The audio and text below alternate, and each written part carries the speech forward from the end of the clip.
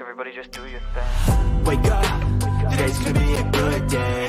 Wake up, today's gonna be a good day. Wake up, today's gonna be a good day. Wake up. Welcome to Tales from the Field. My name is Bradley Ball, and we are back and better than ever. This is the time of, Monday, where we were going to talk about cybersecurity last week. As you know, there are many storms that have been impacting the U.S., and of course, I am located down in wonderful, beautiful Florida. So we held off a little bit, and we are coming to you this week specifically to talk about the cybersecurity track that we have at Live 360, cybersecurity and ransomware. We're going to dive into that real quick. And then what I'm going to do is I'm going to pull out, because of course I have two amazing individuals with me, Mr. Thomas LaRock, MVP extraordinaire, the sequel rock star himself. Absolutely. That's you in that grandioso space with the beautiful panel behind you. Thank you. And then I am joined by the effervescent Niraj Jafari, my captain, the king of the ship, the Sultan of Smash, the Bambino of Slam, one and only. And we are all here and we're talking data. And so I think it's a fun thing for us to actually talk about the world of security because we've got some experience with that. I used to work for the U.S. Army as a contractor. I used to work for the Office of the President as the lead DBA for the Obama administration. Tom, you have been at SolarWinds, which I think, unless people have been living under a rock, they may be aware that something happened there that has to do with cybersecurity and ransomware. We've only got about 30 minutes to be able to cover this fun subject. So I want to highlight some of the great stuff that they have going on for the cybersecurity track and ransomware track over at Live 360. But then I'm going to pull it back because I'd really love for some of the discussions that we've had over the years. Let's just see where they go and let's have a little bit of fun with it. So first off, thank you for joining us. And as always, if you would like to be a part of the show, all you have to do is make a comment on the stream. And one of my amazing co-hosts, probably Niraj, or myself, we will see that comment. We will add it to the screen and you will be a part of the show. We are thankful that you are here and hanging out with us. So let's go straight over to some of the stuff that we've got going on. So for Live 360, as per any other track that we have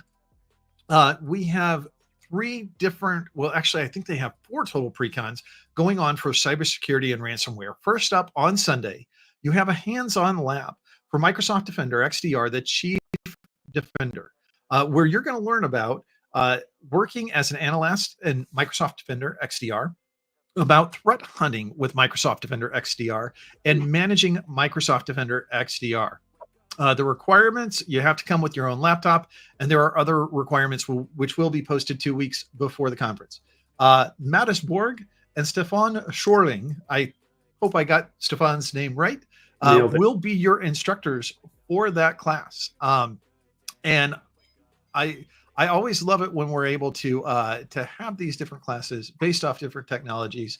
And then coming up on Monday, you've got 2 precons. You've got one for CRM 01, preventing ransomware with directory tiering and privilege access workstations by Sammy Liao. Sammy is one of the track chiefs for this. And so if you go and you join his precon, you're going to learn how to deploy directory tiering, how to deploy privileged access workstations for on-prem and in the cloud, and how to keep admins happy while using the pause and not having multiple hardware devices. Tom, quick question for you. Using the pause, does that mean we're going to make admins happy by having puppies involved? You know, everybody loves puppies. And usually that's the giveaway I have at sessions. I give away a puppy because who doesn't love a puppy? And when I run out of puppies, I give away hugs. Well, and it's very important for people to know that we have learned from past mistakes, and there are holes in the boxes in which you keep the puppies in. And we can put water and we can put food in there. We do have to let the puppies out of the box occasionally as well for a walk. They like to run around. Somebody's got to clean that box. Not it. Also on Monday, we've got another wonderful Precon coming your way, Microsoft 360 XDR Security and Compliance with PowerCamp 2024. Andy Malone is going to be the instructor for this Precon. And in the overview, you're going to get managing threat management policies, Microsoft Defender for endpoint deep dive, administering Defender for cloud apps, Azure Sentinel technology overview, getting ready for Microsoft Copilot, unleashing Microsoft Purview compliance features for IT security and professionals, and then the conclusions at the end of the workshop. Sorry, I keep missing this, and if we had one more person, that view would be perfect. But when it puts us up in those 3 lines like that, it looks so weird to me.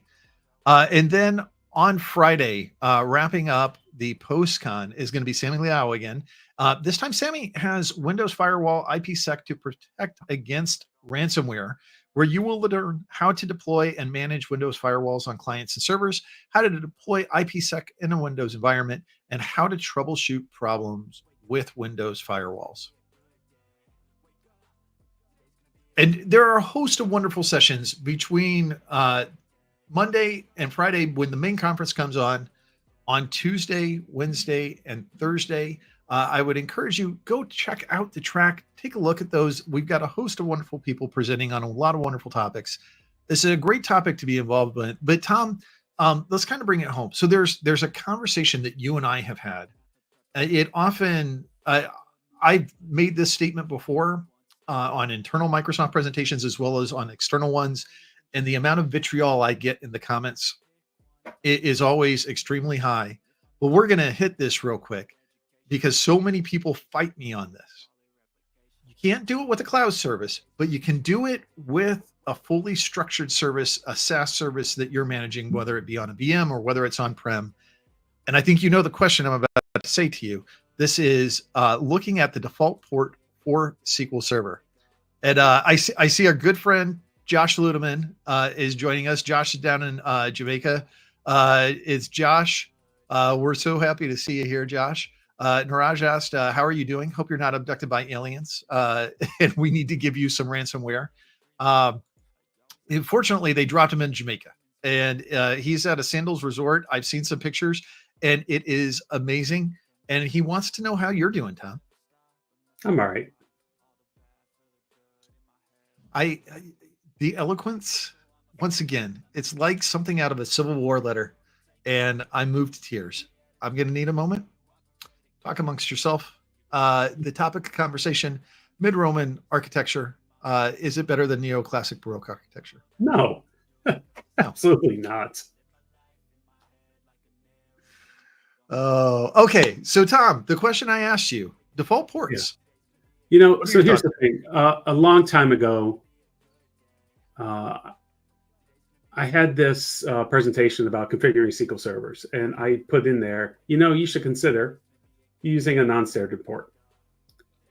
And a lot of the backlash I got, there were 2 forms of it. One, people thinking that I believed changing the port made things more secure. And then I would get the whole, hey, security by obscurity isn't security type thing. And I'm like, well, actually, the NIST defines obscurity as one piece of an entire security architecture, right? So framework, so that was one. People just saying that's not really security. I'm like, I know that. It's just one extra thing that you could do. Then the other ones were people, which I thought had more validity, was saying that when they change the default ports, other things tend to break inside of SQL Server. So data movement. So if they were using, I don't know, availability groups and other things, some of the features in SQL Server kind of were built just assuming that there'd be a standard port. Now, I come from the world of the artist formerly known as Sybase and Oracle, and the idea of moving things around on ports isn't that big a deal. You would just do that. And of course, there are ways for you to find if a database is on a specific port. You can scan the network and all that. Port scanning is a thing. I get all that. But every time you make an adversary take an extra step, it gives you an opportunity to see them. And you put it so eloquently by saying, hey, if you ever get called to testify before Congress and they ask you the question, is there anything you could have done extra? You really want to be able to say, no, I've done I changed port. We did everything we could. because you don't want it to be the other way where you'd say, I guess we could have changed ports, but that's stupid. And have Congress tell you that, so maybe there was something more you could do, which maybe we now just hold you accountable because we have no idea what we're talking about anyway. So, but we just want somebody to fry for this. And so we determined it'll be you. So it was very interesting. I forget how many years ago we got down that rabbit hole of should you or shouldn't you? And to this day, I just like, you should consider, that's all I ever said. You should consider it. You should probably do it. If it doesn't work for you, then it doesn't work for you. But again, for me, it was with my security team, my auditors. I'd say, well, we could change default ports if you wanted to, because we could. But it's not like it was going to solve anything. And the attacks are so much more sophisticated these days anyway. But yeah, and that was what it came down to, Brad. And you were the one who stood by me with the whole reference about testifying before Congress and how you want that conversation to go. Well, it was a fascinating thing to me. So I get this job, and part of the reason I applied for the job is there was a required security clearance. I had no idea what the security clearance was. I asked the recruiter. They said, if you want to know, you got to apply for it. And of course, so I apply for the job, and I remember my pre-screened phone call comes in, and it's from a block number. But I'm used to kind of getting calls from block numbers occasionally when I'm a contractor for the Army, and so I answer it. And they said, yeah, can you come in for your interview? And I asked the address, and they said 1600 Pennsylvania Avenue, Washington, D.C. And I went, I know that address. I've heard that address before. And I checked with them because in the back of my mind, I'm sitting there going, there's probably some little tiny gift shop on that block that some mom and pop shop owns. This isn't the White House. I'm going in for Jack's Security Emporium or something like that. And I ask, and they go, no, this is the White House. So when I get the job, my boss takes me out to lunch on the very first day. And there's several things he tells me. The first thing he tells me is the last two people that had my job were walked out by the Secret Service because they had breached a level of security that the OPSEC team felt comfortable with. And the next thing he tells me is keep in mind, if anything goes wrong or there's ever a data breach, you are the person who will be testifying before Congress. Didn't say any of that stuff, of course, in the pre-interview screening. And boy, did that give me a couple things that I ask from now on in a job. Like when they're hiring, hey, why did the last person leave? How did the last person leave? Did they leave of their own volition? Anything I should know from a security standpoint. Those are good things to ask. I learned that day sitting there with my boss as I was about to bite into my Quiznos sandwich and suddenly lost my appetite. The next thing I realized was I needed to be best friends with the security guys. And I went and I met the guys who were the head of our security team. They are wonderful, wonderful people. And I sat down and I had conversations with them. And if I was ever asked to do anything that I knew violated our process or violated our security, I would immediately go over to the gentleman who was the chief of security. And I don't want to name him just so that way he doesn't have to deal with being out there in the public as that person. But I would go and I would talk with him directly. And I would say, hey, I'm being asked to do this. I have these concerns about this. How do you feel about it? And what I loved was the security guys were my best friends. They would say, you know what? Add me to this email thread and let me take care of it. And I would say, yes, sir. But when those folks would say, do this, I would also say, yes, sir, because I knew exactly how important that was. We now live in a world, and that may sound crazy to some folks, going, security dictates my job. And that was back in 2009 at the beginning of the Obama administration. I got really, really used to that. And from a security point of view, often when I would go to a place and I would see a level of security, I worked for Publix supermarkets after that. Publix could actually give the government lessons in IT security. And I had asked in a very big open meeting, what happened in the past to warrant the level of IT security paranoia that we have within the organization? Nothing had happened. That was just how they were from the beginning, because it was a company built by the employees. The employees had stock in the company. And so if something went wrong, the employees were all the ones who would suffer. That shared responsibility really pushed them to make great security decisions from the beginning. And as I sit here now, I see how Microsoft over the years, how we've gone to the advent of zero trust and the expectation that we have to assume that it's not if a breach will happen, a breach will happen. Do we have the security in place to be able to segment and provide these difficulties, to be able to segment security, to have, if we're using something like a data lake, POSIX level permissions, ACL level permissions, to be able to secure things. If we're using storage accounts, you can have different security by container. Don't just grant it for the storage account. Granting access to public resources. As we know, the majority of customers have private endpoints on everything because they don't want public internet access, but that's exactly what we used to have in our data centers. The idea that I would be able to make a call to the internet from a server that I had SQL installed on was just crazy to us back in the early aughts. And now as we get later and later into this century, and we're only into the 24, right? We're not even 25 years into this. We're getting there. We're almost there. We see that security continues to be one of those things that we're just advancing more and more and more. And we see these massive consequences.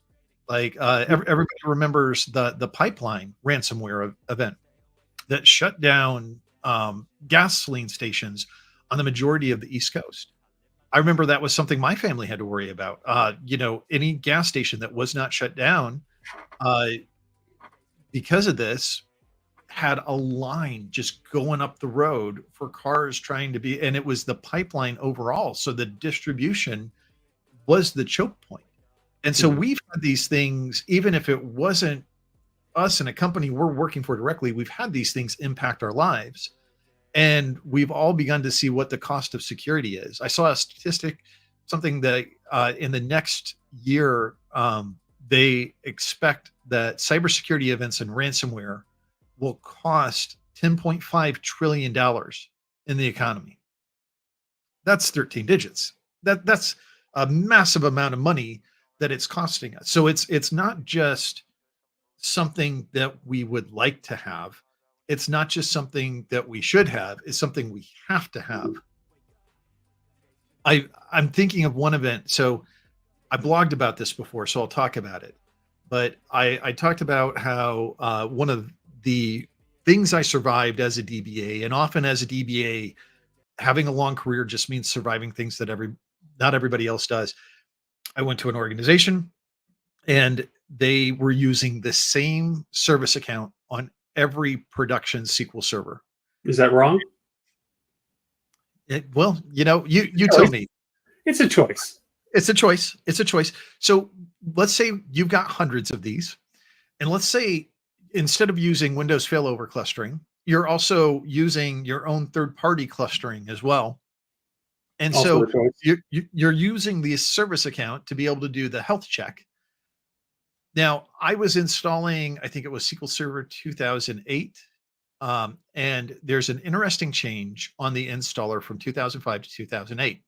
I don't know if you know this, but if you put the service account in wrong, it would attempt to authenticate for every service you were looking to install. So if you were installing SQL Server, if you were installing replication, if you were installing SSIS, SQL Agent, all four of those services would be 4 attempted logins. Well, where I was working just so happened to have a rule that it would lock out any service account after 3 failed login attempts. So I typed the password in and it was wrong. And I hit enter and I go, okay, well, we're at 1. So let me be super careful this time. And I punch it in right and I hit enter and I get this little error. It says the service account is locked out. Well, the only way I could reset the password, because it was a completely separate group that owned the passwords, was to get on a service ticket. It was lunchtime. And the DBAs around me are running back and forth. I hear them answering call. Yes, we know it's down. We know it's down. Because what happened was the third-party system failed the health check because it couldn't log in because the account was locked out. So it failed over SQL Server. And it couldn't restart SQL Server because the account was locked out. So I crashed about 450 production servers in this span of about 5 minutes and brought down all of our internal systems. thank God my boss's boss was at lunch with the person who managed the team. And after a couple phone calls while I'm still sitting there on hold, um, the password is reset. Systems are able to come back up. And I show very clearly, because it's in the error messaging logs, I show this is a bug. We take a ticket, we file it with Microsoft. Interestingly enough, that bug got fixed in the 2022 bug bash that I was a part of, because I immediately went looking for it and it was still there. Still there. Oh my God. Still there. Yeah. So anyway, so one of the first things I had recommended to them when they got there was, they said, what should we do? And I said, well, you should have a different account for every single server, for every SQL instance, for every install we do. That's a lot to manage. Needless to say, after that, every SQL server, every instance had its own unique login, and that was backwards folded in to the process. So it's a lot to manage, but there are third-party services that help you manage such a thing, and they've been around for a long time. Absolutely. And it's one of those things where that was a moment. It's not until you have an incident that sometimes it spurs action. Yeah. So Tom, I had a question for you, Brad. Yeah. Was this in the US government job that you did or somewhere else? No. Oh, I blogged about it before. It was at Publix. Is it public? Okay. And then one question that another I had was, what was the one thing that you did to secure the US government, which was, I mean, I don't know if you can say it or not. And what was the one thing that kept you awake like 24 hours on the stress level or anxiety level, saying, oh my God, I did blow up, or I'm going to blow up this whole thing in cybersecurity or ransomware or whatever. So there was a lot that kept me up at night, but so one of the things I did was I implemented transparent data encryption, and I implemented certificate level encryption. There was a database that I used to manage, and I don't know if this has been retired or not, but the system had all the information for government employees in there and everybody for the office of the president. I was told it was fully encrypted. It was on SQL 2000, and I genuinely wanted to know, how did you encrypt this information in SQL 2000? And so I went digging, and what it was they had contracted a third-party company, and what they did was they renamed all the tables, and what the original table names were presented with information that had like X's and hashes, and everything looked like it was encrypted. But when you looked at the base values, you could find the base table data, and you could find all of it unencrypted. And I found the first table, and I did a select star from, and I immediately closed my window, because I saw a whole bunch of things about names, addresses, and phone numbers that I did not want to see and I did not want to know.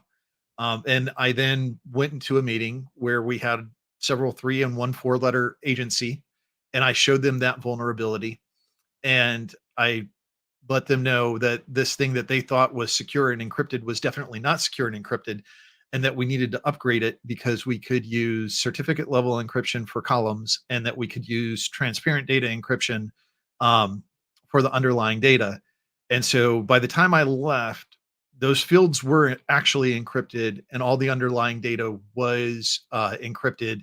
And then I had put together the certificate management system that we used for encrypting and for restoring backups for encrypted data as well. And I documented it. So I'm sure a lot of that has been changed, and some of these versions of SQL Server have been deprecated. So my belief is they have to be on more secure versions at this point in time. But that was probably the biggest contribution I could say that I did to security while I was there. It's not bad. That's good work. It makes a resume. So Tom, you and we had these conversations very much before, where I told you, hey, if you ever get told you're the person to testify, you don't want to have to go do that. Now, you previously worked at SolarWinds, and you were there when the news was made. I don't want to talk about anything that probably hasn't been already mentioned out in the public, but what can you give me about your thoughts, things that you may have learned from a security culture that are just so critically important that you make sure in the job that you're in right now, maybe these are some lessons that you carry forward with you. That's a fair question. And I think a lot of it has to do, I think it's something you mentioned before, which is the words I'll use is assume compromise. And you're fooling yourself if you think that you're never going to be compromised in any way, because somebody's going to put data on a USB stick and leave a laptop on a bus somewhere, and that game over. And so assume compromise and begin to think about what your response will be. And I would say that's one of the biggest lessons that I took away from that, because I got to see the response, or I'm familiar with how the response played out. So as details became known, like we didn't waste time. Like the first phone calls we had were to professional cybersecurity companies and to attorneys onto what's the thing that we have to do next. And there was always a focus on not just protecting SolarWinds, but protecting SolarWinds customers. What is it we have to do for them immediately? And now you can get into the whole SEC thing and think about, well, you have to notify. Yeah, we'll get to that. But the first thing we have to do is notify our customers and explain to them what to do next. So, big picture of the response and understanding and having people in control and being like, no, I know what to do next. We don't suffer breaches like this every day, but I know what my next steps are because we've practiced, we've rehearsed. If this type of thing happens, this is what I need to do next. And then it goes from there. It's to see that in action was probably more positive than not, right? Because I believe to this day, the response that was done for our customers and how we tried to make things right was absolutely. And of course, the side lesson is the stuff you see on the internet is just bonkers. Like within days, I'm reading stories of how our CEO has had his passport confiscated by the government because he can't flee the country and he has to be held responsible for it. I'm like, pretty sure they haven't done this. Just the lies and everything that spread so fast, so quickly was something else to see, because you're in the middle of it. And people reaching out, are you okay? Yeah, I'm fine. I mean, all things considered. I remember reaching out to you. I was sitting there in my mind. I'm like, what did I say? You doing okay? Do I send cookies? Maybe a cake that says, I'm so sorry y'all got hacked. Yeah, right. I'm going to resist the urge to mention your company's name and any responsibility on your part. But I'd just say we leverage a lot of your technologies. So, yeah. But anyway, it's this thing of, it's more about how you respond to it, because what's happened has happened. I can't go back in time and change it. And I can't, when I was coaching basketball, you don't spend your 1 minute of a timeout yelling at the kids for everything that they've done wrong for the last 10 minutes. You have to tell them, okay, this is what's going to happen for the next 10 minutes. And that's really how the response is coordinated. This is what has to happen. And going forward, this is what we're going to do next. So that was probably the biggest takeaway, because you see it, you hear about it in these presentations that you go to. Hey, have a plan, do all these things. But to see it all happen real time and live was probably the best positive thing to come out. Yeah. To be able to have that lived experience, right? Because it's not something that happens every single day. And that's fortunately, I mean, it does happen every single day, but it doesn't happen to the same people at the same time every single day. And again, can't say the customer name, but there was a customer I was working with at Microsoft, and something happened, and they were compromised. And somebody reached out to me, but I'm not the person that would help them with this. But I basically went and I grabbed every single person I've ever worked with who's ever worked with this customer, and I sanded off a bullhorn. And I went, hey, what do we need to do? Because this is going on. We need to get in touch with them, and we need to fix this now. And the nice thing was there were a lot of people who, tuned in very quickly, and there were some people with great advice, and we have wonderful resources at Microsoft. Number one thing I would say is if you're a Microsoft customer, your cloud account ever gets compromised, the first thing you do is you call CSS, you open up a ticket, and you let them know exactly that. It's going to be one of the things that you're doing in tandem. And we have teams that do work specifically on that. I was able to see how they found the exploit, how they found the compromised user, how they, shut down the access, and how we were able to help alleviate this with the customer. And I think that's really key to know as well. You don't ever want to be in that situation, but the number one thing is don't freeze and go to the experts and ask for help. Like you guys went to a cybersecurity firm because frankly, they were producing code. You need somebody to be able to look at your system as you're producing code and help you kind of shore that up, tighten it up, and figure out hopefully how people got in, what they had access to, and how do you shut that down. And if you're in a cloud environment, I would imagine this is ubiquitous across AWS, GCP, but if you have an issue with your cloud account, if you get hacked in some way, shape, or form, I would imagine they have teams that are not wanting their resources to be used in an inappropriate way and will actually help you secure things. And so I would say the first thing, and I love this, go find help and get that good help. Yeah. All right. Well, this was the time that we had today. I really want to thank you guys for hopping on there. We will throw the links that I showed on this page into the description of the video. So if you're interested in any of the wonderful Precons, the hands-on lab, or the Postcon for the cybersecurity and ransomware track, please go check that out. Take a look at it. As we know, this is a topic that affects absolutely everyone. And if you're at Live 360 and you want to talk to me or to Tom or Niraj a little bit further, please come up to us. Please find us, and we would be happy to talk with you about any topic, cybersecurity including. Niraj, Tom, anything else y'all want to add? Nope, I'm good. I know we touched upon a few of the sessions for cybersecurity and ransomware. I just wanted to say, though, there are many other sessions for all levels. Like if you're just interested in learning more about Sysmon, built by Mark Rasinovich, right? If you have any sort of interest or you want to know more about security, even if you just come to the event and you can't necessarily make that session, the speakers and the subject matter experts will be there for you to ask questions of.